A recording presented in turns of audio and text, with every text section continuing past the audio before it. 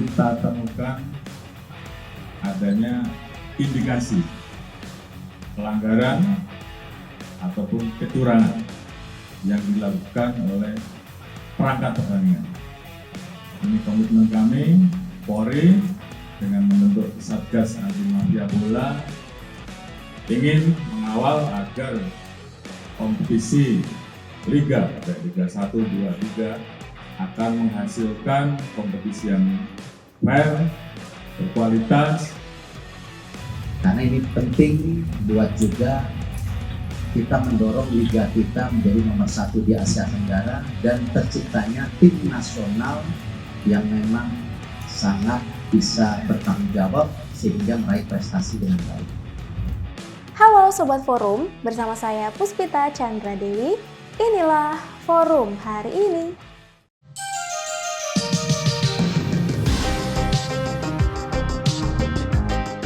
Sebelum kita masuk ke beritanya, jangan lupa like, subscribe, komen, dan nyalakan loncengnya.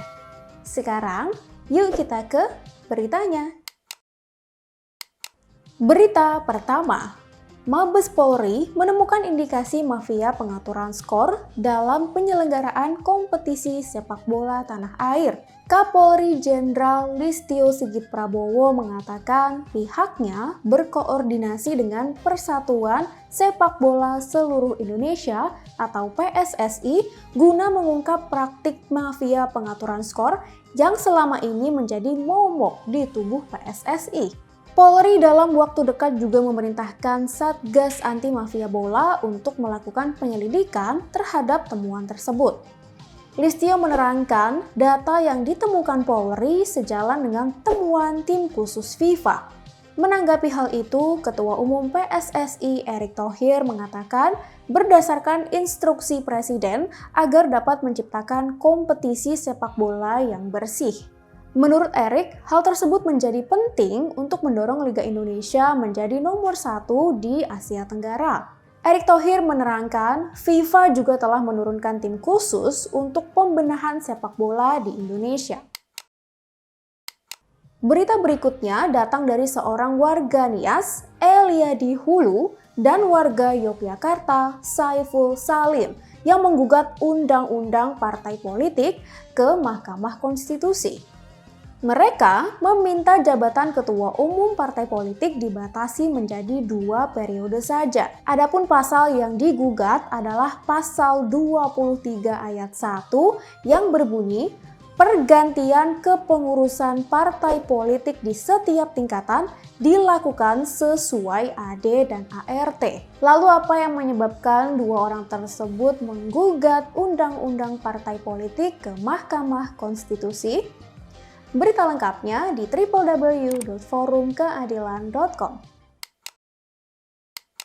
Berita berikutnya datang dari Partai Persatuan Pembangunan atau P3 yang meyakini jika Sandiaga Uno cocok menjadi bakal calon wakil presiden yang mendampingi Ganjar Pranowo. Bahkan diyakini juga akan menang dalam 1 kali putaran.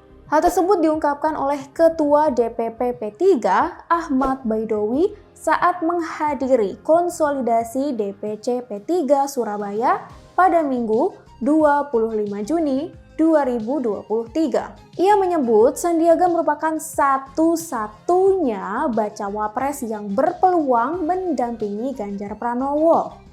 Katanya Sandiaga hari ini punya keunggulan. Selain elektabilitas yang sangat tinggi sebagai cawapres di sejumlah lembaga survei, Sandi juga mempunyai partai politik, yaitu P3. Ahmad Baidowi pun meminta kader P3 total mendukung Sandiaga jika ditunjuk sebagai bacawa pres nantinya. Baidowi pun mengklaim Sandiaga akan menjadi cawapres Ganjar nantinya. Berita terakhir, Presiden Joko Widodo mengaku telah mengantongi nama pengganti Johnny G. Plate untuk menduduki jabatan Menteri Komunikasi dan Informatika, Menkominfo. Hal tersebut diungkapkan oleh Jokowi di Pasar Palmerah, Jakarta Pusat pada Senin 26 Juni 2023. Katanya, perombakan kabinet atau reshuffle akan segera dilakukan, namun masih menunggu hari yang tepat. Sebelumnya, jabatan Menkominfo kosong usai Johnny G. Plate ditetapkan sebagai tersangka dalam kasus dugaan korupsi proyek Base Transceiver Station atau BTS 4G Bakti. Kemudian Jokowi menunjuk Menteri Koordinator Bidang Politik, Hukum, dan Keamanan Menko Polhukam Mahfud MD sebagai pelaksana tugas atau PLT Menkominfo usai Johnny jadi tersangka. Demikian berita-berita yang dapat kami rangkum untuk forum hari ini, Senin 26 Juni 2023. Untuk semua Sobat Forum, jangan sampai lupa terus update berita-berita terkini kalian di www.forumkeadilan.com. Saya Puspita Chandra Dewi, sampai jumpa.